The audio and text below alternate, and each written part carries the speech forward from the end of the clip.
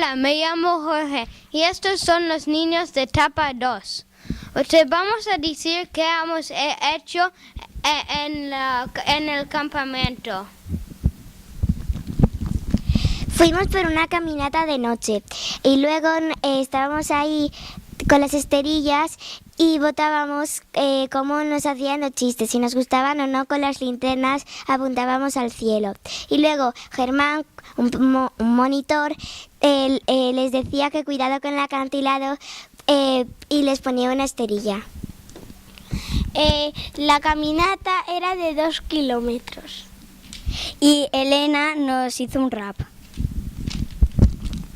También hicimos piscina y multiaventura. Nosotros hicimos 4 actividades.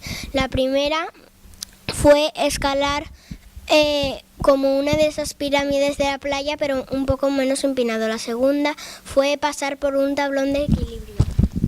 La tercera era muy parecida a la primera, pero más encurvada. Y la cuarta consistía en pasar por un puente de madera. También hicimos una actividad muy chula que consistía en pasar por un cuadro haciendo gestos y mientras los monitores nos hacían fotos para al final un vídeo. Mirarlo en la página web. Se comía muy a gusto en el comedor. La comida estaba riquísima. Lo que más me gustó fue la tortilla y el desayuno.